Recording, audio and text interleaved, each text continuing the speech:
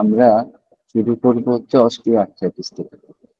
আমরা মূল জিনিসটা আজকে যেটা দেখবো সেটা হচ্ছে যে জিনিসটা পড়ানো হয় না, একদমই পড়ানো হয় না, কোথাও নাই, কোনো জায়গাতেই নাই। এটা হচ্ছে আর্থ্রাইটিস এবং রিউমেটয়েড আর্থ্রাইটিস। এই আর্থ্রাইটিস রিউমেটয়েড আর্থ্রাইটিস এর জন্যটাতেই যেটা করে, এটাতে ডাক্তারেরা কিছু ওষুধ দেয়, অ্যালোপ্যাথিক ডাক্তারেরা কিছু ওষুধ দেয়। রাসবেন ডায়াবেটিসের রোগীদের জন্য ভালো কাজ করে না, রাসবেনের থেকে রাস অ্যারোমেটিকা ভালো কাজ করে। আচ্ছা, আর্থ্রাইটিস এর জন্য কিছু ওষুধ দেয়। সেই ক্ষেত্রে আমাদেরকে খুব ভালোভাবে বুঝতে হবে যে এই আর্থ্রাইটিস এর মেডিসিন গুলার উপরে আমাদেরকে একটু দখল থাকতে হবে। আমি ডিটেইল লেখা রাখছি, আপনারা সময় পাইলে পড়ে নিবেন। কিন্তু মেইন কথা হচ্ছে যে আপনারা বুঝা যাতে এখান থেকে যাইতে পারেন। তো আমাদের প্রথম কথা হচ্ছে যে আমাদের অস্টিও আর্থ্রাইটিস। অস্টিও আর্থ্রাইটিস এর মূল কথা কি? অস্টিও আর্থ্রাইটিস এর মূল কথা কি? আর এটা এই পিডিএফ আমি ক্লাস একদম শেষে আমি দিয়ে দিব। পিডিএফ আমি ক্লাস শেষ হলে আমি দিয়ে দিব। আপনাদের কোনো ছবি টবি তোলার দরকার নেই, পুরো পিডিএফই পাওয়া যাবে, এই করেন। তো অস্টিও আর্থ্রাইটিস এর মূল কথা কি? অস্টিও আর্থ্রাইটিস এর মূল কথা হচ্ছে বোনের যে জয়েন্ট আছে, বোনের জয়েন্টের মধ্যে আমাদের কন্ড্রোসাইট, সরি, আমাদের কার্টিলেজ ড্যামেজ হয়ে যাওয়া। কার্টিলেজ ড্যামেজ হয়ে গেলে আমাদের বডিতে আমাদের কার্টিলেজ রিপেয়ার করার একটা সিস্টেম আছে, এবং এটা সবার বডিতেই আছে।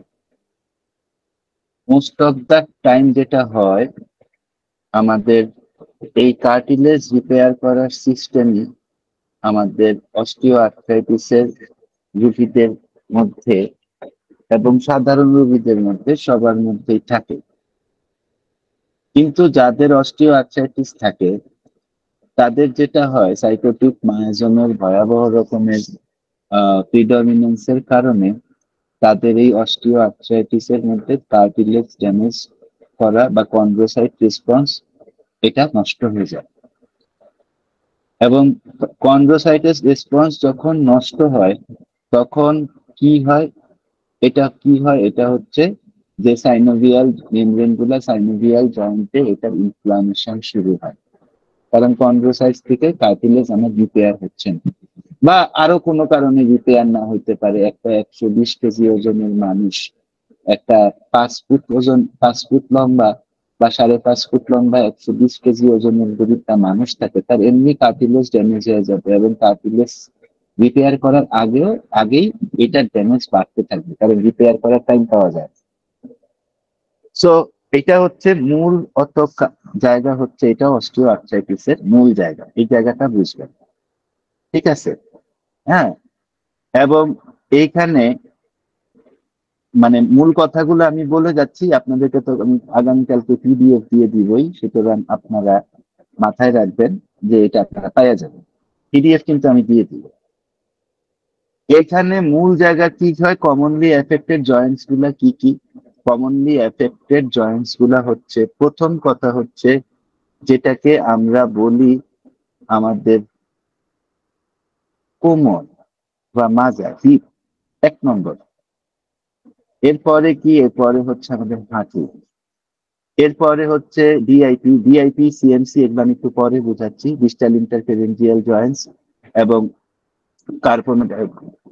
ক্যালপোমেটাকার্পাল মেটাকার্পাল জয়েন্টস, এগুলো at the base of the থাম, এটা তো এগুলো আমি পরে বুঝাচ্ছি, একটু পরেই বুঝাচ্ছি। এরপরে হচ্ছে লাম্বার স্পাইন, মানে আপনার সার্ভিক্যাল স্পাইন, মানে C1 C2 এগুলা, এবং লাম্বার স্পাইন, এগুলা হচ্ছে অস্টিও আর্থ্রাইটিসের সবচেয়ে ইম্পর্টেন্ট জায়গা। এইবার আমরা অস্টিও আর্থ্রাইটিস বোঝার জন্য যেটা খুবই ইম্পর্টেন্ট, এটা হচ্ছে একটু জয়েন্টস নিয়ে একটু বুঝতে হবে। আপনারা, আমি একটু বড় করি, দেখতে পাচ্ছেন? স্পষ্ট দেখতে পাচ্ছেন? জি স্যার। ওকে, সো মাথায় রাখবেন আপনার আঙ্গুলের মাথার যেই বোনটা, এটার নাম হচ্ছে ডিআইপি, ডিস্টাল ফ্যারেঞ্জিয়াল জয়েন্টস। আপনার আঙ্গুলের মাথার যে বোনটা, এটার নাম হচ্ছে ডিআইপি, এটার নাম হচ্ছে ডিস্টাল ফ্যারেঞ্জিয়াল জয়েন্টস। মানে ডিস্টাল মানে হচ্ছে ডিস্টেন্স আছে, কার থেকে ডিস্টেন্স আছে, আমার রিস্টের থেকে ডিস্টেন্স, কার্পাল থেকে ডিস্টেন্স আছে। কার্পাল মানে হচ্ছে একদম নিচের জায়গাটা, এখানে আমার মাউসের কার্সারটা ঘুরতেছে। কার্পাল এই জায়গার থেকে ডিস্টালটা হচ্ছে আমার এই জায়গাটা, যে লাল যতগুলা জায়গা আছে এগুলো সব হচ্ছে ডিস্টাল ফ্যারেঞ্জিয়াল জয়েন্টস এইগুলা। এটা খুব ভালোভাবে বুঝতে হবে বা মনে রাখতে হবে, নতুবা কিন্তু রিউমেটয়েড আর্থ্রাইটিস, অস্টিও আর্থ্রাইটিস বুঝতে পারবেন না। এরপরের যে জায়গাটা, এই লালের নিচের যে জায়গাটা, এটাকে আমরা বলি পিআই, সরি, হ্যাঁ, এগুলোকে আমরা বলি পিআইপি, ইন্টারমিডিয়েট বা প্রক্সিমাল ফ্যারেঞ্জিয়াল জয়েন্টস বলি আমরা। এই জায়গাটা, এই নীল জায়গাটা আর সবুজ জায়গাটা, এটাকে আমরা কি বলি, প্রক্সিমাল ফ্যারেঞ্জিয়াল জয়েন্টস বলি। হয়ে গেল, এখানে আমার আঙ্গুল শেষ হয়ে গেল। এবার আসলো আমার হাতের তালু, যে জায়গাটা আমার হলুদ, এই জায়গাটাকে আমরা কি বলতেছি, আমরা বলতেছি কার্পাল, ইয়া জয়েন্টস, কি জানি এটার নাম, মেটাকার্পাস। ঠিক আছে, হ্যাঁ, সরি, হাতের তালু তো এটা না, মেটাকার্পাস, এটাকে আমি বলি মেটাকার্পাস। এই জায়গাটা, এই পাঁচটা হাড়কে আমরা বলতেছি মেটাকার্পাস। আর যেখানে এটা শেষ হচ্ছে, এই জায়গাটাকে আমি বলতেছি কার্পাস। এই জিনিসটা মনে রাখবেন, এই জিনিসটা না মনে রাখলে পেঁচিয়ে ফেলবেন, একটু পরেই দেখবেন এটা কত কাজে লাগে। আচ্ছা, এখন কথা হচ্ছে, আমার এক্স রেতে কি আসবে, আমার এক্স রেতে কি আসবে, আমার এক্স রেতে যেটা আসবে আমাকে বলবে, ঠিক আছে, এক্স রেতে, হ্যাঁ, এটাকে আমরা লস শব্দটা দিয়ে বুঝবো, লস শব্দটা দিয়ে বুঝবো যে অস্টিও আর্থ্রাইটিস হইলে এক্স রেতে আমার কি কি জিনিস আসবে। লস শব্দটা কি, লস শব্দটা হচ্ছে যে এল দিয়া হচ্ছে জয়েন্ট স্পেস কমে যাবে, লস অফ জয়েন্ট স্পেস, এল দিয়া লস অফ জয়েন্ট স্পেস কমে যাবে, ঠিক আছে। হ্যাঁ, বোন দুর্বল হয়ে যাবে, বোন স্পার হয়ে যাবে, অস্টিওফাইটস চলে আসবে, ও দিয়া হচ্ছে অস্টিওফাইটস, ঠিক আছে। হ্যাঁ, এরপরে হচ্ছে, হ্যাঁ, এস দিয়ে আমরা কি বুঝবো, হ্যাঁ, আমরা প্রথম এস দিয়া বুঝবো হচ্ছে সাবআর্টিকুলার স্ক্লেরোসিস। মানে কি হচ্ছে, আমার বোনের যেই ডেনসিটি আছে, এটা কি হয়েছে, বোনের যেই আমার বোনের মধ্যে যেই পরিমাণ আমার ইয়ে আছে, তার নাম কি, পুরুত্ব আছে, এই পুরুত্বটা কি হবে, ডেনসিটিটা আমার বেড়ে যাবে। বোনের ডেনসিটি বেড়ে গেলে কি হবে, অন্য বোনের সাথে কি আসবে, এটা জয়েন্ট স্পেসটা কমে আসবে। এরপরে হচ্ছে সাবকন্ড্রাল সিস্ট। এটা কি হবে, ফ্লুইড ফিল্ড হবে, বোনের মধ্যে ফ্লুইড ফিল্ড হোল হবে ইন দা বোন। এই এক্স রেতে কিন্তু এই চেঞ্জ গুলা আসবে, ঠিক আছে, ধরা পড়বে। হ্যাঁ, এবং এক্স রে রিপোর্টে আপনি রিমার্কের মধ্যে, স্পেশালি বাংলাদেশের সিস্টেম, তো আমি বাংলাদেশের সিস্টেমে লিখছি, আপনি এক্স রে রিপোর্টে আপনি রিমার্কের মধ্যে আপনি যেটা দেখবেন, ওরা লিখবে কি, একটা কথাই লিখবে, ওরা ওরা লিখবে ডিজেনারেটিভ চেঞ্জেস। যদি কোনো এক্স রে রিপোর্টে আপনি দেখেন যে ডিজেনারেটিভ চেঞ্জেস লেখা আছে, তাইলে আপনি মনে করবেন যে এই অস্টিও আর্থ্রাইটিসের কথা বলতেছে, ঠিক আছে। হ্যাঁ, এখন দেখেন, আমি একটা ছবি ইন্টারনেট থেকে ডাউনলোড করে দিছি, এখানে আমি দিছি এখানে আপনাদেরকে দেখানোর জন্য, ইন্টারনেট থেকে ডাউনলোড করে। এটা হচ্ছে, এই ছবিটা দেখেন, ঠিক আছে। এই ছবিটাতে কি হচ্ছে, এই যে আমার সাবকন্ড্রিয়াল সিস্ট গুলা হচ্ছে এইরকম, আর এই যে আমার সাব আর্টিকুলার স্ক্লেরোসিস হয়ে আমার জয়েন্ট স্পেসটা বেড়ে গেছে, আমার জয়েন্টের পুরুত্ব বাইরে গেছে, এখন একটা আরেকটার সাথে লাইগা গেছে। লাইগা যাইয়া কি হয়েছে, আমার অস্টিওফাইটস তৈরি হয়েছে, জয়েন্ট মানে বোন গুলার মধ্যে স্পার্ক তৈরি হয়েছে। এবং এই যে দেখেন, এই যে আমার ইয়া হইয়া সাব আর্টিকুলার স্ক্লেরোসিস হওয়ার কারণে হয়েছে কি, আমার লস অফ জয়েন্ট স্পেস হয়েছে। এটা কিন্তু খুব ইম্পর্টেন্ট, আমি দিয়ে দিব আগামীকালকে আপনাদেরকে ইয়াটা। এটা কিন্তু আপনারা বারবার করবেন, কারণ শুনেন, হোমিওপ্যাথিতে 5টা জিনিস যদি আপনি জানেন না, 5টা ধরনের রোগী যদি আপনি সলভ করতে পারেন, আপনি কোনোদিন থাকবেন। হ্যাঁ, এর মধ্যে কিন্তু আর্থ্রাইটিস একটা, ঠিক আছে, খুবই ইম্পর্টেন্ট জিনিস। হ্যাঁ, এবং আর্থ্রাইটিসের আমাদেরও কিন্তু জিহ্বা মাঝে মাঝে বের হয়ে যায়, যে এতটুকু দেখছি তারপরেও কিন্তু কি হয়, আমাদের জিহ্বা বের হয়ে যায়, জাস্ট জিহ্বা বের হয়ে যায়। তাইলে এটা থাকলো আপনার ইয়া। এবার আমি প্রেজেন্টেশন মানে কি? প্রেজেন্টেশন মানে হচ্ছে সিমটম, ঠিক আছে, এটা যে সবসময় মনে রাখবেন। প্রেজেন্টেশন মানে কি? প্রেজেন্টেশন মানে হচ্ছে সিমটম। সিমটমে আমি কি দেখতেছি, ঠিক আছে, প্রথম যে জিনিসটা দেখবো, এটা তো আমরা সবাই জানি, যে কারণে ডাক্তারের কাছে আসবে, এটা হচ্ছে জয়েন্ট পেইন আসবে, ঠিক আছে, এবং জয়েন্ট পেইন এর সাথে কি আসবে, স্টিফনেস আসবে, জায়গাটা শক্ত হয়ে যাবে, নাড়াতে চাইতে কষ্ট হবে। আর একটা কথা মনে রাখবেন, যখনই শুনবেন হাড়ে ব্যথা, একটা ভালো বুদ্ধি দিয়ে দিই, এবং ক্লিনিক্যাল বুদ্ধি, ঠিক আছে। এই যে একটু আগে বললাম না, যে এত মানুষ অস্টিও আর্থ্রাইটিস, রিউমাটয়েড আর্থ্রাইটিস এর ক্লাস করায়, কিন্তু এগুলা বলে না। ওই ডাক্তারদেরকে যদি ক্লিনিক্যাল ওয়েতে শিখানো না হয়, তাইলে আসলে ডাক্তারদেরকে শিখিয়ে লাভটা কি? আমার কোয়েশ্চেনটা হয়েছে এটা। আমি এটা বহু বিরক্ত হয়ে, এটা আমার অনেক আগে লেখা, মানে প্রায় ধরেন 7-8 মাস আগে লেখা। আজকে একটু একটু বিষয় বিষয় ঠিক করতেছিলাম। দেখবেন, সব সময় মনে রাখবেন যে অস্টিও আর্থ্রাইটিসের পেইন কাজ করতে গেলে বাড়বে, ঠিক আছে, আর রিউমেটয়েড আর্থ্রাইটিসের পেইন রেস্টে বাড়বে। সব সময় কথাটা মনে রাখবেন, অস্টিও আর্থ্রাইটিসের পেইন কাজ করতে গেলে বাড়বে, হাড় ক্ষয়জনিত সমস্ত ব্যথা কাজ করতে গেলে বাড়বে। রিউমেটয়েড আর্থ্রাইটিসের পেইন সব সময় রেস্টে বাড়বে। এই কথাটা মনে রাখবেন। রুগী ব্যথা নিয়ে আসলে আপনি এই কথাটা জিজ্ঞাসা করলে কিন্তু অনেক কিছু বোঝা যাচ্ছেন, যে আসলে এই মহিলাটা কি অস্টিও আর্থ্রাইটিসের কথা বলতেছেন, নাকি মানে রিউমেটয়েড আর্থ্রাইটিসের কথা বলতেছেন। রিউমেটয়েড আর্থ্রাইটিসের পেইন সব সময় কাজ করলে কমবে, এবং রিউমেটয়েড আর্থ্রাইটিসের পেইন সব সময় মর্নিং এ হবে, ঠিক আছে। রিউমেটয়েড আর্থ্রাইটিসের পেইন সব সময় কাজ করলে কমবে, এবং রিউমেটয়েড আর্থ্রাইটিসের পেইন সব সময় মর্নিং হবে। এই কথাগুলা কি মনে থাকবে? জাস্ট একটু আমাকে বলেন, মনে থাকবে বা থাকবে না, নাকি আমি আবার বলবো? কারণ এগুলা মেইন কথা, বুঝছেন, তো স্যার এগুলা স্যার রিউমেটয়েড অর্থ কি? রিউমেটয়েড অর্থ কি বোঝায় স্যার? এই সিদ্দিক ভাই, সিজাজুল ভাইরে রিউমেটয়েড অর্থ বললে দে। আমি তো এটা ইংরেজি লিখছি, আমি তো বাংলা করতাম পারবো না। বাত বাত মনে হয় না? রিউমাটিজম, বাত বাত ব্যথা বাত যেটা। বাত হ্যাঁ, বাত। জি, বাত হ্যাঁ, ব্যথা। বাতের বাত বাত রোগ। হ্যাঁ, আর নেট প্রবলেমের জন্য আমি আসলে জায়গাটা শুনি নাই। আপনি আপনার নেট কি করবেন সাইয়েদা আপা, আপনি এর আগেও একদিনই কথাটা বলছেন, ঠিক আছে। অস্টিও আর্থ্রাইটিস এর পেইন সব সময় কাজ করলে বাড়বে, রেস্টে গেলে কমবে। রিউমেটয়েড আর্থ্রাইটিস এর পেইন সব সময় রেস্টে থাকলে বাড়বে, ঠিক আছে। হ্যাঁ, অ্যাক্টিভিটিস এ কমবে। কি বলতেছি?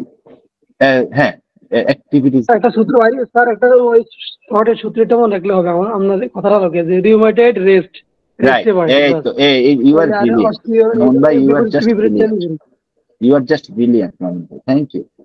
এটা তো আমারই বলে দেওয়া উচিত ছিল, আমি এত সুন্দরভাবে বলতে পারিনি, আপনি বলে দিয়েছেন, থ্যাংক ইউ। আচ্ছা, এবার জেনারেল সাইন কি? আমার জেনারেল সাইন কি অস্টিও আর্থ্রাইটিস? কারণ এটা অস্টিও আর্থ্রাইটিস না রিউমেটয়েড আর্থ্রাইটিস, এটা বের করা অত্যন্ত গুরুত্বপূর্ণ। একটু পরেই দেখবেন কেন গুরুত্বপূর্ণ, কেন বলছি যে এই একটা টপিক ঠিক করতে আমাদের 2 দিন লাগবে, এবং এটা কিন্তু আমি বিগিনার লেভেলের ক্লাস নিতেছি। এটা কিন্তু মাথায় রাখেন, এটা কিন্তু আমি বিগিনার লেভেলের ক্লাস নিতেছি। এরপরে মিডিয়াম হইতে পারে, তারপরে গিয়ে অ্যাডভান্স হইতে পারে। কিন্তু আমি আপনাদেরকে বলে দিতে পারি যে এই যতটুকু আমি আজকে বা কালকে পড়াবো, এতটুকু সম্ভবত মানে কেউ এতটা চিন্তা করে এই জিনিসটাকে সাজায় না। সবচেয়ে আশ্চর্য লাগে আমার, ঠিক আছে। 11-12 রকমের আর্থ্রাইটিস আছে, আমি তো 2টার কথা বলতেছি, বাকি 9টা তো বাদ। সোরাইসিস, সোরিয়াটিক আর্থ্রাইটিস আছে, ভয়ঙ্কর আর্থ্রাইটিস। স্ট্রেপ্টোকক্কাস আর্থ্রাইটিস আছে, ভয়ঙ্কর আর্থ্রাইটিস, ঠিক আছে, ওগুলো তো আমি বাদই দিলাম। আচ্ছা, এখন কি হয়েছে? এখন যেটা হয়েছে, আপনার অস্টিও আর্থ্রাইটিসের সাইন কি? বোনি এনলার্জমেন্ট হবে জয়েন্টে, ঠিক আছে, হাঁটা চলা করতে পারবে না, ঠিক আছে। হ্যাঁ, এবং হাঁটতে গেলে কি হবে, হাঁটুর মধ্যে টক টক টক টক করে শব্দ হবে, ক্রিপিটিশন হবে, ঠিক আছে, এবং হাঁটুর মধ্যে বিভিন্ন জায়গায় কি হবে, ফুলে যাবে, ইনফিউশন হবে ভিতরে সাইনোভিয়াল মেমব্রেন, যেহেতু সাইনোভিয়াল মেমব্রেন কার্টিলেজ নষ্ট হয়ে যাবে, কার্টিলেজ নষ্ট হয়ে গেলে কি হবে, সাইনোভিয়াল ইনফ্লামেশন হবে। দিস ইজ অ্যাকচুয়ালি অস্টিওআর্থ্রাইটিসের মেইন সাইন, ঠিক আছে, মেইন সাইন। হ্যাঁ, এরপরে আমরা একটা ইম্পর্টেন্ট জিনিস দেখব, এটা হচ্ছে আমরা বলবো, ঠিক আছে, যে আমরা দেখব যে হেবার্ডেন্স নোট কি এবং বোকিয়ার্স নোটস কি।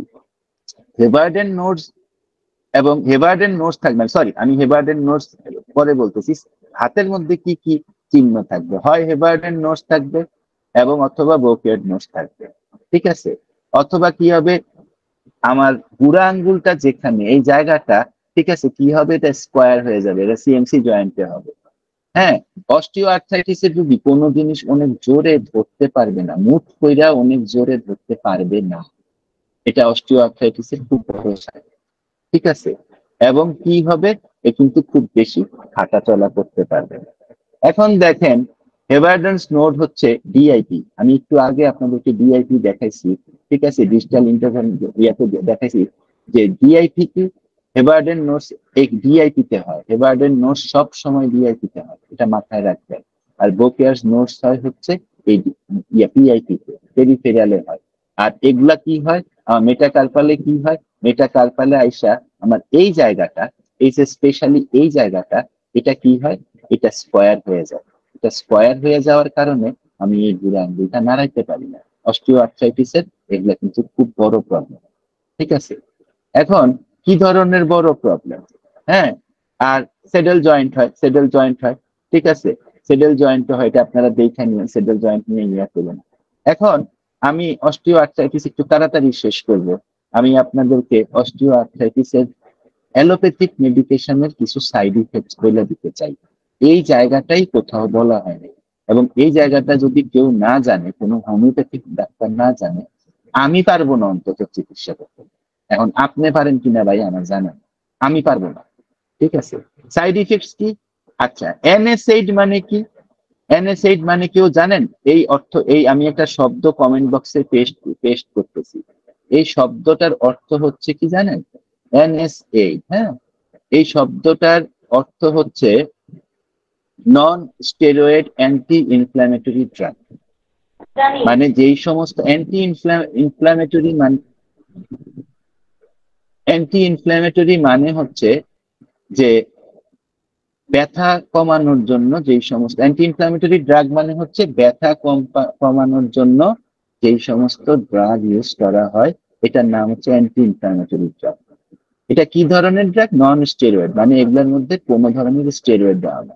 এই এনএসএইড মানে বাংলাদেশের যে নাপা বলেন, এটা এনএসএইড, ঠিক আছে, বাংলাদেশের যে প্যারাসিটামল বলেন, এটা এনএসএইড, বাংলাদেশের যেই আপনারা ইবুপ্রোফেন বলেন, ইবুপ্রোফেন বাংলাদেশ আছে প্রোফেন ট্যাবলেট নামে, নেপ্রক্সেন আছে, নেপ্রক্সেন হাইড্রোক্লোরাইড, কিডনি নষ্ট হয়ে যায় অনেক বেশি খাওয়াইলে, হ্যাঁ, এটা কিন্তু সব এনএসএইড, ঠিক আছে। তো এটা কি এনএসএইড কিন্তু এই মাসকুলোস্কেলেটাল পেইনের জন্য খুব ইম্পর্টেন্ট মেডিসিন অ্যালোপ্যাথিতে। সাইড ইফেক্টস আছে, সাইড ইফেক্টস গুলা দেখা নেয়, কারণ অস্টিওআর্থ্রাইটিসের রোগী সাধারণত এই সাইড ইফেক্টস গুলা নিয়ে আসে।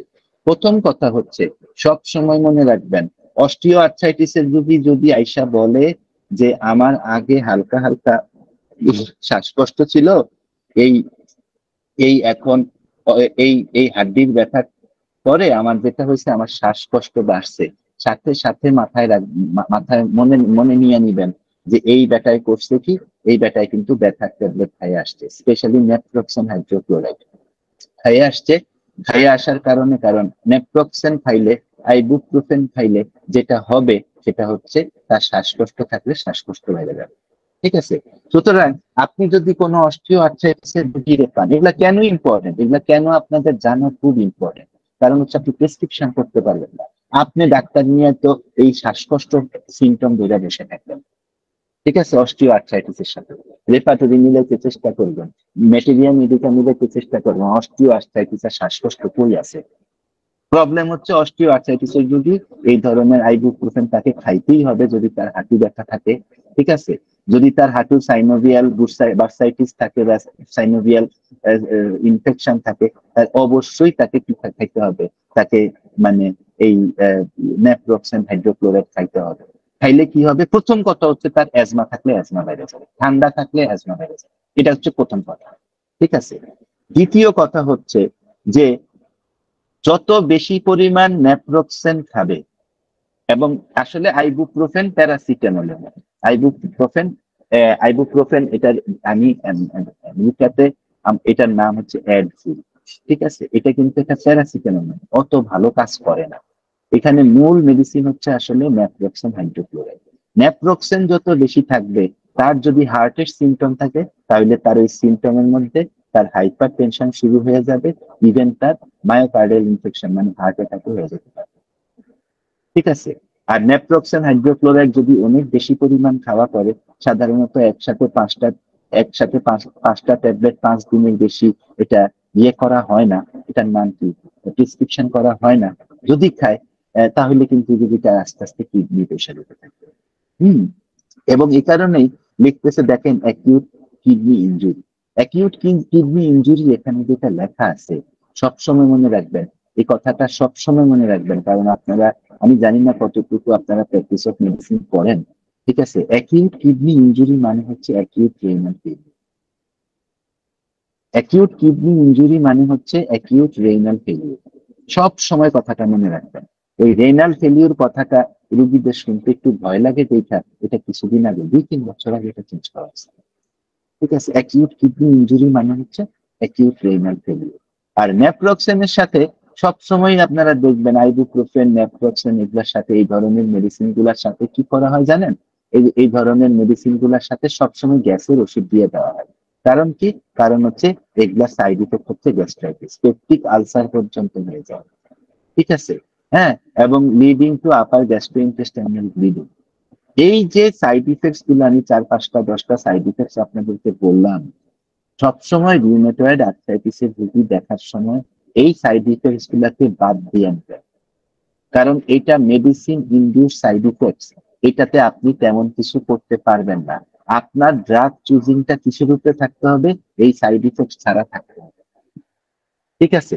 কারণ এটা মেডিসিন ইনডিউস, সে যদি আপনার ওষুধের সাথে সাথে এই ওষুধ খাইতে থাকে তাহলে কিন্তু তার কি হবে, তার কিন্তু এই প্রবলেম কমবে না।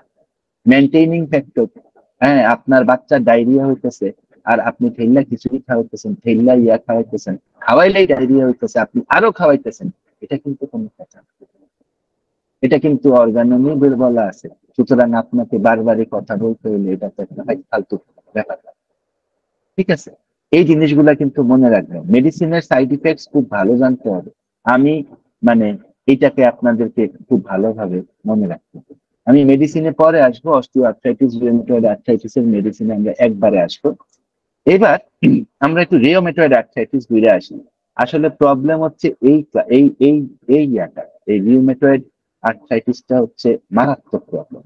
কারণ কি, কারণ হচ্ছে দেখেন এইটা কিন্তু একটা মানে ইমিউন, মানে এটা কিন্তু একটা ইমিউন সিস্টেমের একটা ডিসঅর্ডার, ঠিক আছে, এবং মারাত্মক ডিসঅর্ডার, ঠিক আছে। রিউমেটয়েড আর্থ্রাইটিস একটা ইমিউন সিস্টেমের ডিসঅর্ডার এবং এটা কিন্তু খুব মারাত্মক। অস্টিও আর্থ্রাইটিসের সাথে রিউমেটয়েড আর্থ্রাইটিসের মূল পার্থক্য আমি রিউমেটয়েড আর্থ্রাইটিস শেষ করে বলবো, কারণ ওই পার্থক্যটা এখানে আমি বলি না, ইচ্ছা করেই বলি না, কিন্তু রিউমেটয়েড আর্থ্রাইটিসটা আমি আপনাদেরকে দেখাই না। আচ্ছা, রিউমেটয়েড আর্থ্রাইটিসে কি হবে, রিউমেটয়েড আর্থ্রাইটিসে আমরা যদি রোগী যদি তার ব্লাড টেস্ট নিয়ে আসে এবং সেখানে যদি আরএফ ফ্যাক্টর দেখা থাকে, ঠিক আছে, আমরা পাবো যে তার আরএফ ফ্যাক্টরটা অনেক হাই আছে, সম্ভবত এটার ভ্যালু হচ্ছে 3 কি চাই, আমরা 70-80ও পাইতে পারি, 200 পাইতে পারি, ঠিক আছে। হ্যাঁ, এবং এটা কি হয়, এটা কিন্তু প্রোটিন পোর্শন ইমিউনোগ্লোবিনের, এই যে গত ক্লাসে পড়াইছি যেটা আপনাদের কাছে খুব কঠিন লাগছে, ওই ইমিউনোগ্লোবিনের এফসি পোর্শনটা কিন্তু এটা টার্গেট করে, ঠিক আছে। এবং রিউমেটয়েড ফ্যাক্টর কি করে, সে কিন্তু পেশেন্টের ওন আইজিজি, মানে পেশেন্টের ওন যেটা তার নিজস্ব ব্যবস্থা, শরীরের মানে আত্মরক্ষা প্রতিরক্ষা ব্যবস্থা, এই রিউমেটয়েড ফ্যাক্টর কি করে, সেই পেশেন্টের ওন আইজিজির এগেনিস্টে কি করে, সে কি অ্যাটাক করে আসে। ঠিক আছে, হ্যাঁ। এবং এই কারণে রিউমেটয়েড আর্থ্রাইটিস এটা কিন্তু একটা ইমিউন সিস্টেমের প্রবলেম, বিরাট সমস্যা, এটা একটা বিরাট সমস্যা। হ্যাঁ, এবং হ্যাঁ, এটা কিন্তু মনে রাখবেন যে এটা সিস্টেমিক ইনফ্লামেশন। সিস্টেমিক ইনফ্লামেশন মানে হচ্ছে very very high quality of inflammation. Systemic inflammation মানে হচ্ছে একজনের বোন ম্যারো ক্যান্সার হইলো, একজনের বোন ম্যারো ক্যান্সার হওয়ার পরে তার জ্বর আসতেছে, তারপরে কি আসতেছে, তার দাঁতে দিয়া মানে রক্ত পড়তেছে।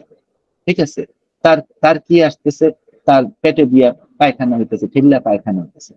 এখন আপনি যদি মনে করেন এই দাঁতে দিয়া রক্ত পড়ারে আপনি আপনার হোমিওপ্যাথিক মেডিসিন দিয়ে ঠেকাই দিবেন, আপনি কিন্তু একটা জঙ্গলের মধ্যে বসে আছেন। কারণ হচ্ছে এটা সিস্টেমিক ডিসঅর্ডার। সিস্টেমিক ডিসঅর্ডার ঠিক করতে হলে সিস্টেম থেকে ঠিক করে আসতে হবে। ঠিক আছে, এখন যারা এই যে অস্টিও আর্থ্রাইটিস, রিউমেটয়েড আর্থ্রাইটিস নিয়ে এত ক্লাস করছেন এবং এত পড়াইছেন এবং এত রেপার্টরি দেখাইছেন, তারা কিন্তু এই জিনিসগুলো জানে না, এবং এই কারণে কিন্তু তাদের পেশেন্ট ঠিক হয় না। এই কারণেই তাদের পেশেন্ট ঠিক হয় না। কিন্তু একটা ডাক্তার যদি ঠিক মতো 5-6টা বছর মানে ঠিক মতো প্র্যাকটিস করে, আমার পার্সোনাল বিলিফে এটা মনে হয় যে তার আসলে 95% রিউমেটয়েড আর্থ্রাইটিসের রোগী এবং মিনিমাম 75% অস্টিও আর্থ্রাইটিসের পেশেন্ট ভালো থাকা দরকার।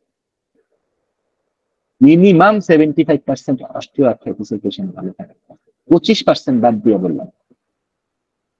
ঠিক আছে, হ্যাঁ। কিন্তু ওই ডাক্তার কিন্তু নাই। সেদিন মঞ্জুর ভাইয়ের একটা রুগী দেখছি, এই কিছুদিন আগে অনেকে আসছিলেন, 8-10 দিন ছিলেন। তো আমি ডাক্তারের নাম এখানে ইম্পর্টেন্ট না, দেখেন ডাক্তার ইম্পর্টেন্ট না, আমাদের সিস্টেমটা দেখেন। মঞ্জুর ভাইয়ের একটা রুগী দেখছি, মঞ্জুর ভাইয়ের আগে যেই স্যার এই রুগীটা দেখছেন, উনি এই রুগীটাকে দিচ্ছেন ন্যাট্রান ইউনিটিকা। তো কেস শেষ হয়েছে, আমাদের সব প্রেসক্রিপশন করা শেষ। তো মঞ্জুর ভাই আমাদেরকে বলতেছেন, স্যার এটা তো আমার ন্যাট্রাম সালফিউরিক অ্যাসিড। এখন দেখেন ফরিদপুরের ভাঙায় 4-5টা বই, হোমিওপ্যাথিক বই নিয়ে যে ছেলেটা বসে আছে, সে কিন্তু ঠিকই বুঝতেছে যে এটা ন্যাট্রাম সালফিউরিক, এবং সে কিন্তু অনেকটুকু ঠিক। তাকে যদি আমার নোসোড না দিতে হইতো, তাকে হয়তো আমার ন্যাট্রাম সালফিউরিক টাইপের মেডিসিন দিতে হইতো। এটা কিন্তু আমার মাথায় আসে নাই, কারণ হচ্ছে আমি কিন্তু সালফারের ক্যারেক্টারিস্টিক্সটা বুঝি নাই। মঞ্জুর ভাই কিভাবে আসছেন, মঞ্জুর ভাই ওইখানে কি করছেন, এখানে উনি সালফারের ক্লিনিক্যাল ক্যারেক্টারিস্টিক্সটা বুঝা ন্যাট্রাম সালফিউরিক অ্যাসিডে চলে গেছে। এই জিনিসগুলা বুঝতে হবে। এখন আরেকটা জিনিস হচ্ছে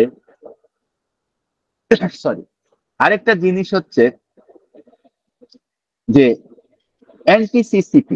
অ্যান্টিসিসিপি মানে কি? অ্যান্টিসিসিপি মানে হচ্ছে অ্যান্টিসাইক্লিক সাইক্লোলিনেটেড পেপটিক অ্যান্টিবডিজ। ঠিক আছে, হ্যাঁ। এবং মনে রাখবেন এই এই এই প্রোটিনটা কি, এই অ্যান্টিবডিটা কি করে, এটা কিন্তু রিউমেটয়েড ফ্যাক্টর যাদের মানে থাকে তাদের প্রতি প্রচন্ড সেন্সিটিভ হয়। ঠিক আছে, হ্যাঁ হ্যাঁ। এবং এইটা রিউমেটয়েড আর্থ্রাইটিসের 80% উপরে পেশেন্টের উপরে সেন্সিটিভ হয়। রিউমেটয়েড আর্থ্রাইটিসের one of the most important test হচ্ছে এই anti CCP test, anti CCP antibody test, most important test. ঠিক আছে, হ্যাঁ।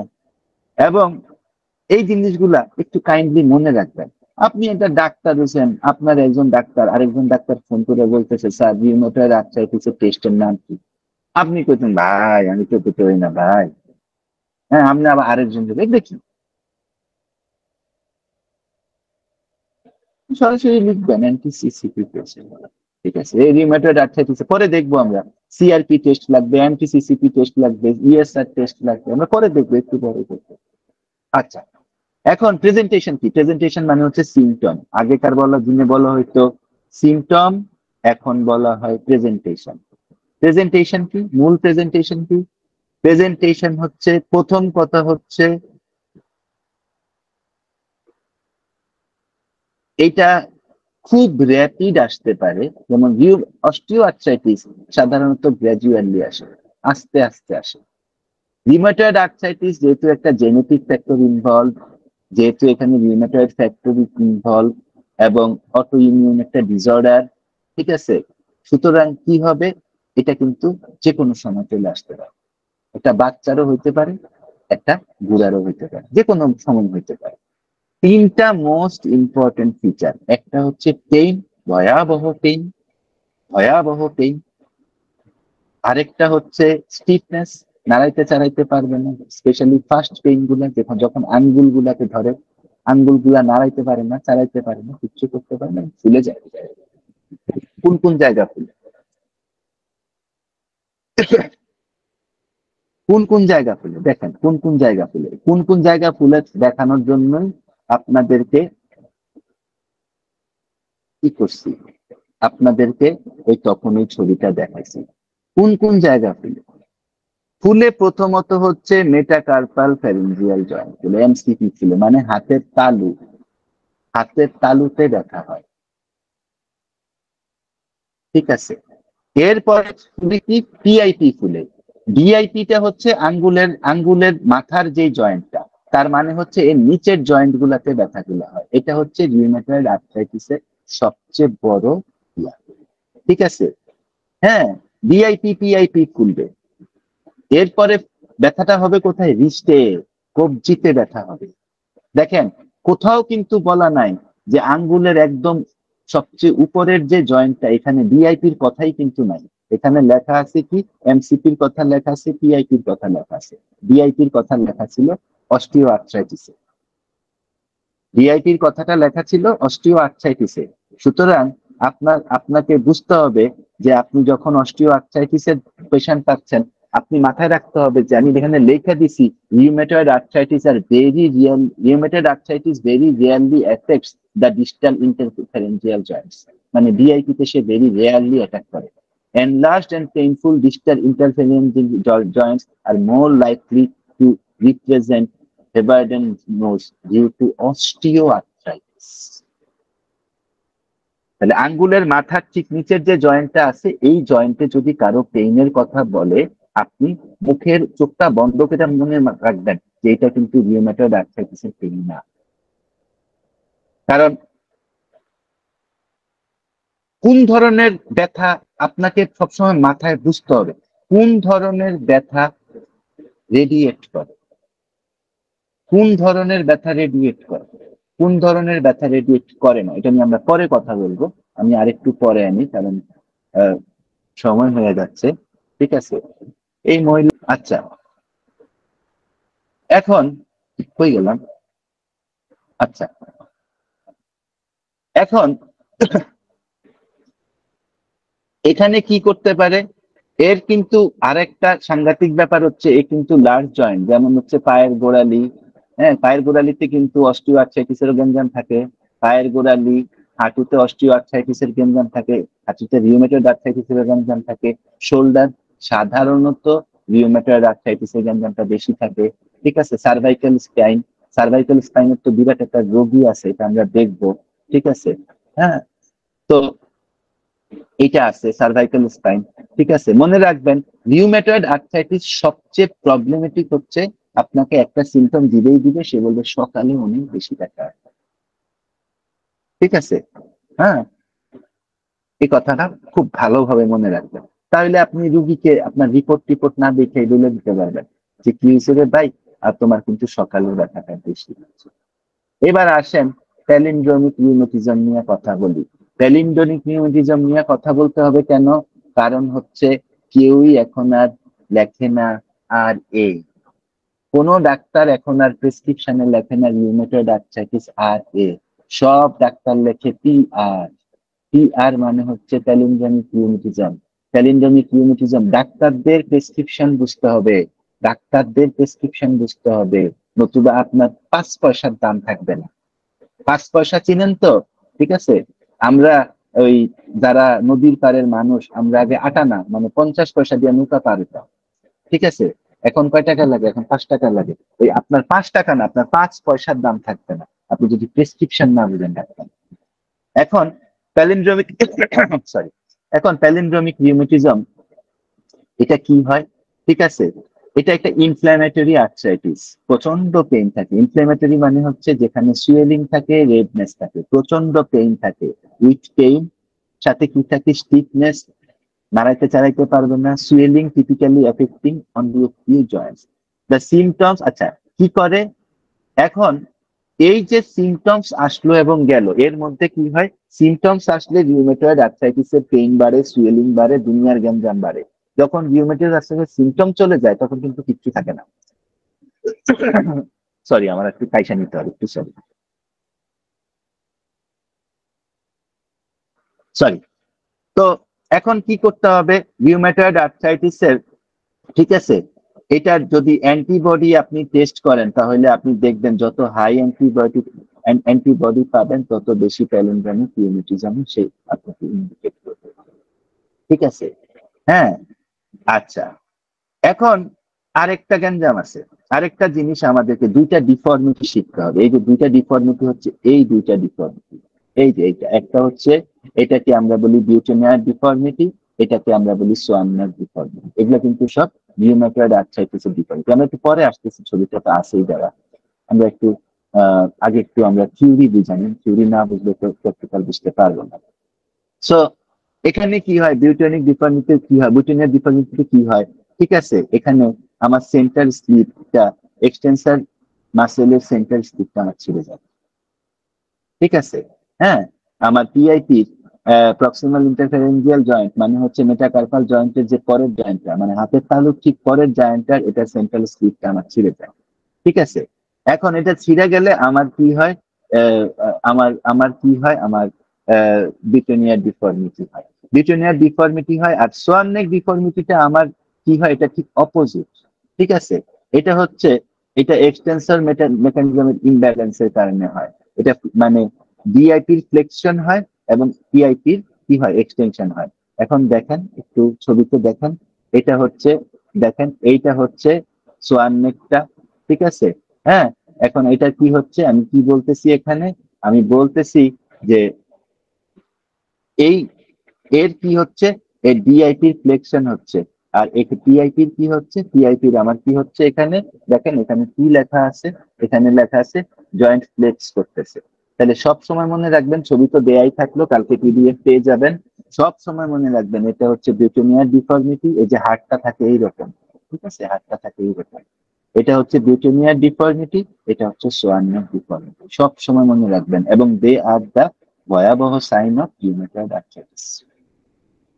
ভয়াবহ সাইন, ভয়াবহ সাইন অফ রিউমেটয়েড আর্থ্রাইটিস। এগুলা কিন্তু খুব ভালোভাবে মনে রাখবেন।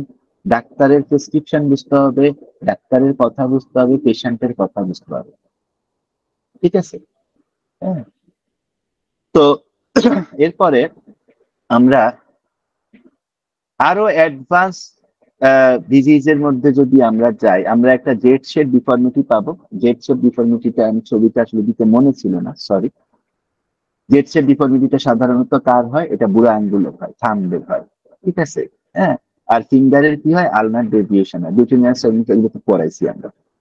এইবার আসেন আরেকটা বড় প্রবলেম, রিউমেটয়েড আর্থ্রাইটিসে কি হয়।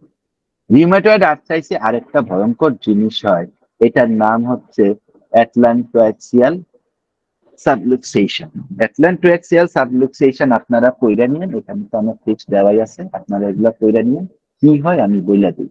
এটা হচ্ছে C1, এটা হচ্ছে C1, এটা হচ্ছে C2, এই হচ্ছে তার জয়েন্ট স্পেস। তার জয়েন্ট স্পেস নষ্ট করে ফেলে। সহজ কথা হচ্ছে এটা। আমি এক্সরে রিপোর্ট দিছি, আপনারা যদি থিওরি দেখতে চান, থিওরি আমি হালকা একটু ব্যাখ্যা দিতে পারি। ঠিক আছে, occurs in the cervical spine, synovitis and damage to the ligaments around the adenoid peak of the axis, C2 তে হয়।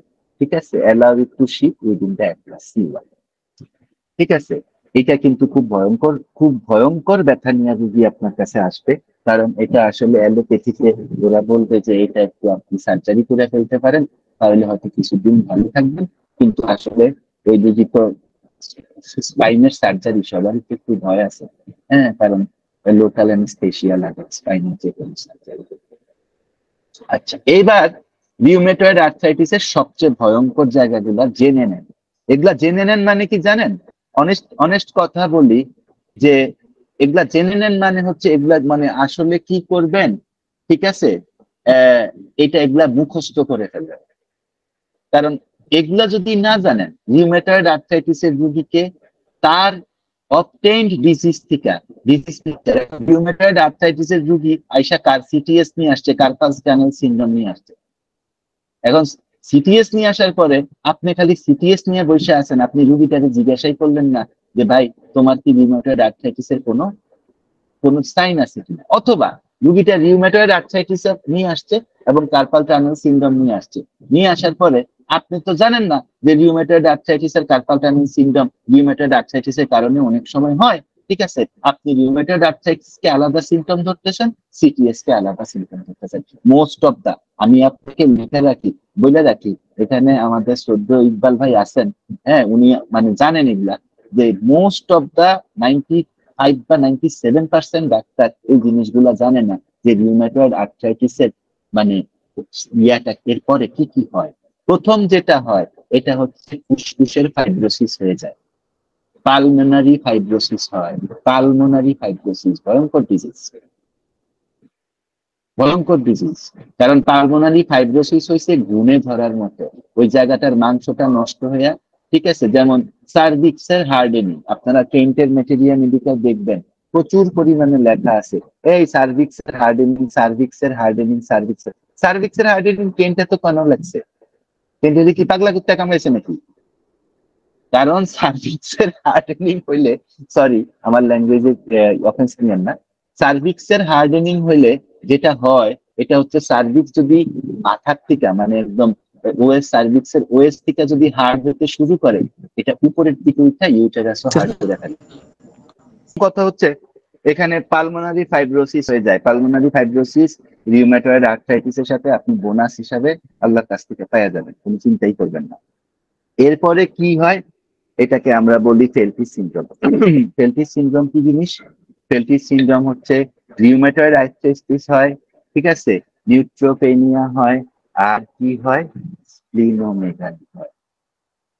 হ্যাঁ হ্যাঁ, আপনি বুঝেন যে কত সাংঘাতিক জিনিস। আপনার রিউমেটয়েড আর্থ্রাইটিস হচ্ছে, রিউমেটয়েড আর্থ্রাইটিসের সাথে আপনার হোয়াইট ব্লাড সেলের ভয়ঙ্কর রকম ভাবে হোয়াইট ব্লাড সেল কমে যাচ্ছে, নিউট্রোপেনিয়া, ঠিক আছে। সাথে কি হচ্ছে, আপনার স্প্লিন বড় হয়ে যাচ্ছে। স্প্লিনের বড় হওয়া, স্প্লিনের রোগী যদি কেউ দেখেন, মানে স্প্লিনের ব্যথা যদি কেউ কল্পনা করতে পারেন, মানে পারবেন কিনা আমার জানান। যদি কখনো স্প্লিনের রোগী দেখেন তাইলে আপনারা বুঝবেন আমার হয়তো ওই দিন আপনারা আমার কথা মনে করবেন, ঠিক আছে। স্প্লিনের ব্যথা এত ভয়াবহ ব্যথা। তো এটা নিউট্রোপেনিয়া হয়, স্প্লিনোমেগালি হয়। হ্যাঁ, আচ্ছা, সোজেন সিনড্রোম এটা কমন জিনিস, আপনারা জানেন। এরপরে হচ্ছে ক্রনিক ডিজিজের সাথে কি হয়, এনিমিয়া। যে কোনো ক্রনিক ডিজিজের সাথে কি হয়, এনিমিয়া।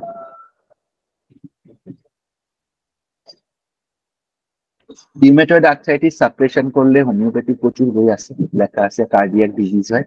100% রিউমেটয়েড আর্থ্রাইটিস সাপ্রেশন করলেও কার্ডিয়াক ডিজিজ হয়, অস্টিও আর্থ্রাইটিস সাপ্রেশন করলেও কার্ডিয়াক ডিজিজ হয়, ঠিক আছে। এর কোনো মানে মাপ নাই। এরপরে কি হয়, আই ম্যানিফেস্টেশন হয়। রিউমেটয়েড আর্থ্রাইটিস প্লাস আই এর problem is our medicine is Bryonia. আচ্ছা, এরপরে কি হয়, নোডিউলস হয়, রিউমেটয়েড নোডিউলস হয়। কোথায় হয়? এটা সারা শরীরেই থাকতে পারে, যে কোনো জায়গায় থাকতে পারে।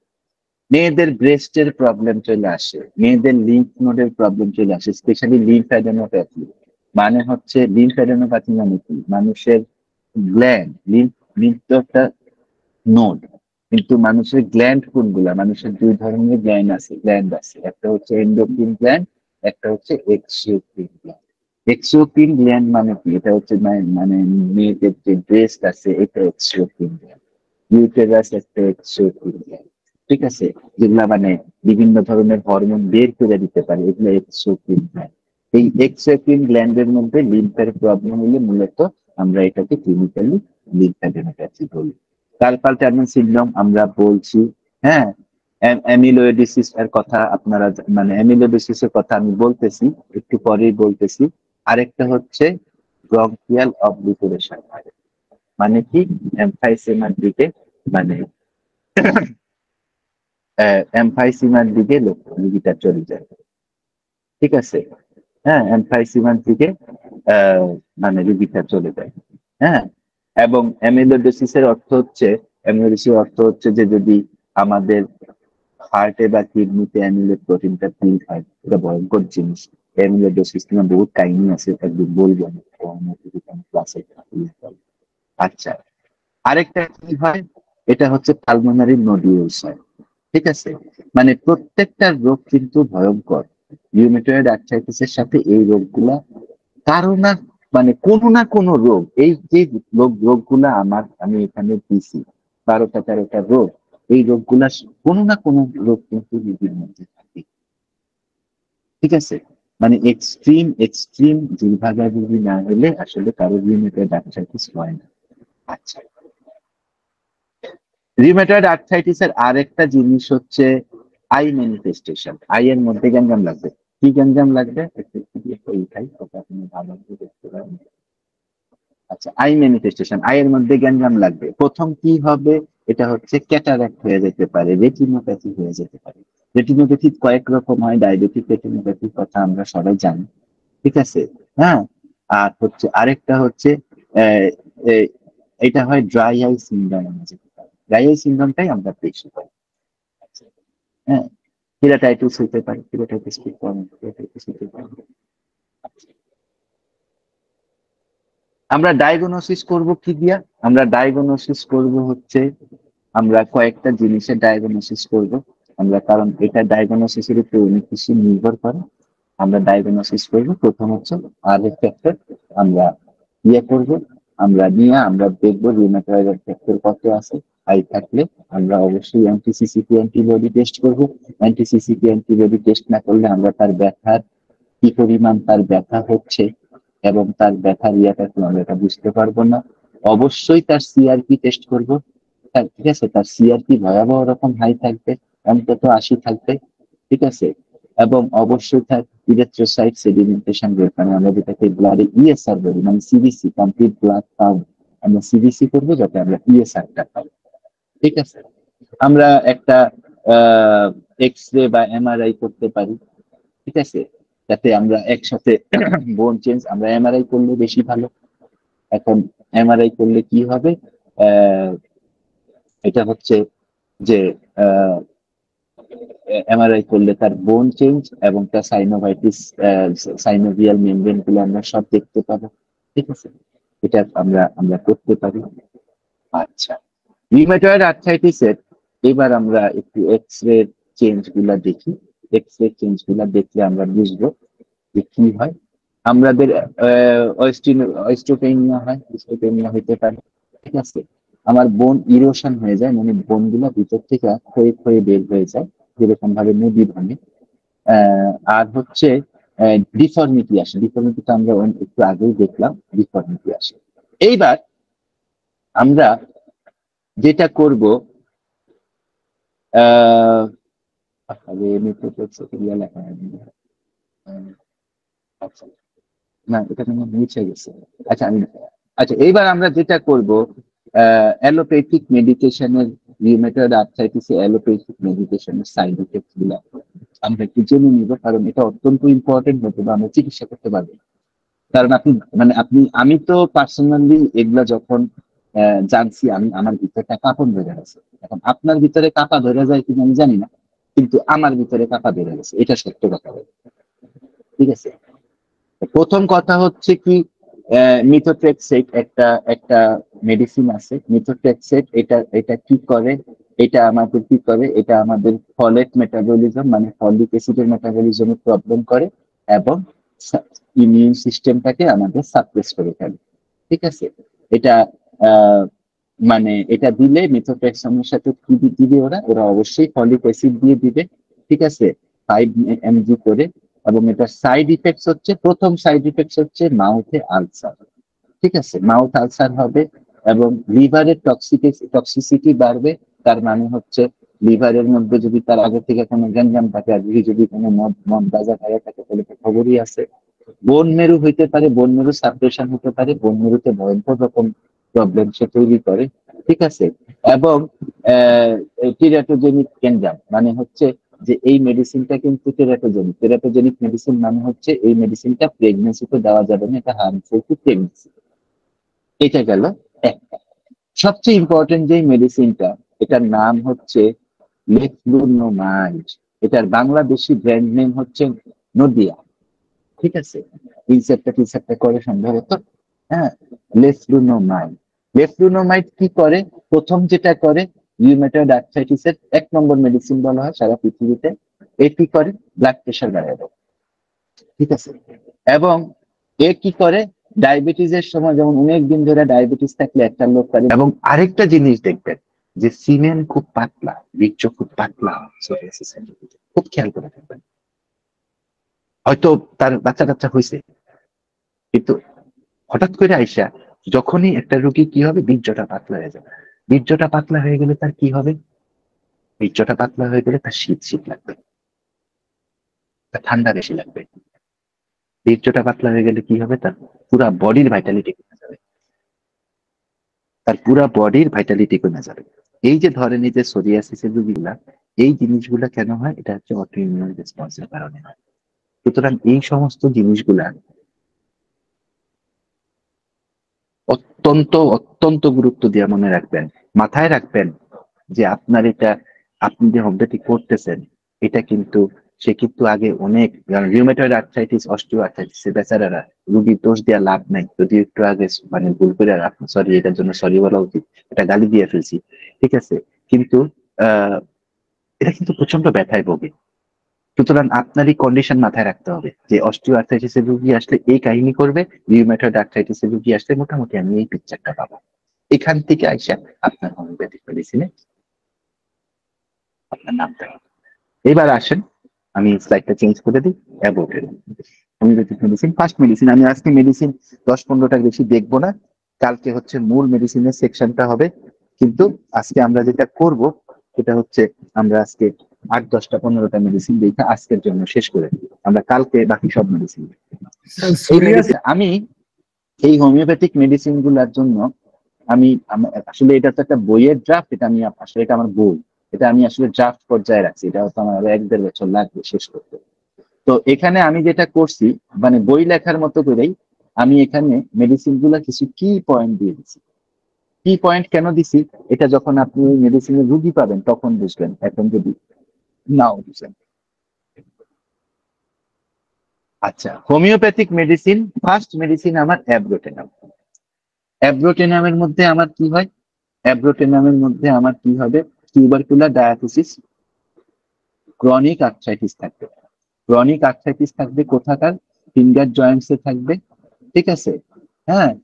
এবং মেটাস্টেটিস করবে কোথায়? অ্যাব্রোটেনামের আর্থ্রাইটিস সবসময় হার্ট এরিয়া প্রবলেম মাথায়। এবার দেখেন এর উপরের ওষুধের সাথে মিলান, ঠিক আছে, হ্যাঁ। এই সেফটিপিন দিয়া আপনার গুতাইলে যেরকম আপনার ব্যথা হবে, এই পেইনটার নাম হচ্ছে পিয়ার্সিং পেইন। এরকম পিয়ার্সিং পেইন হবে, হাই ফিভার থাকবে এবং প্রচুর পরিমাণ ক্ষুধা থাকবে। অ্যাব্রোটেনামে আমি ইম্পর্টেন্ট নোটস অন অ্যাব্রোটেনাম, এই শিরোনামে আমি 3টা লক্ষণ দিচ্ছি। রিউমেটয়েড আর্থ্রাইটিসের আরেকটা বড় মেডিসিন হচ্ছে অ্যাক্টিয়াস পাইকাটা। অনেকে ছোট মেডিসিন দিয়া বললা এটাকে ইউজ করে না, আমি ইউজ করি, ঠিক আছে। এটা হচ্ছে অ্যাক্টিয়াস পাইকাটা। মেইন কথা কি? মেইন কথা হচ্ছে যে এটা রিউমেটয়েড আর্থ্রাইটিস এরিয়া, স্লাইড ছোট ছোট কাজ করার পরে এটা বাড়বে, ঠিক আছে, হ্যাঁ। এবং খুব অ্যাক্টিয়াস পাইকাটার পেইনের সাথে আরেকটা হচ্ছে আঙ্গুল নাড়াইতে পারবে না, কবজি নাড়াইতে পারবে না, আঙ্গুল কবজি কিছুই নাড়াইতে পারবে না, ঠিক আছে, হ্যাঁ। যখনই গরম থেকে একটু ঠান্ডার মধ্যে যাবে তখনই পার মধ্যে কোনো শক্তি পাবে না, আঙ্গুলগুলা অসাড় থাকবে, আঙ্গুলগুলা অসাড় থাকবে, ঠিক আছে। এগুলো হচ্ছে অ্যাক্টিয়াস পাইকাটার মেইন সিমটম, ঠিক আছে, হ্যাঁ। এখানে মনে হয় একটু বাদ করে গেছে, আমি কালকে যখন দিব তখন কমপ্লিট করে দিব। মূল কথা হচ্ছে রাত্রেবেলা বাড়বে, এই ব্যথার মধ্যে চাপাচাপি করলে বাড়বে, ঠিক আছে, ওয়েদার চেঞ্জে বাড়বে, কোল্ড মোশন, কোল্ডে বাড়বে, ঠান্ডা লাগলে বাড়বে, নাড়াচাড়া করলে বাড়বে। এটা হচ্ছে অ্যাক্টিভাস স্পাইকাটা রিউমাটয়েড আর্থ্রাইটিসের খুব বড় ওষুধ।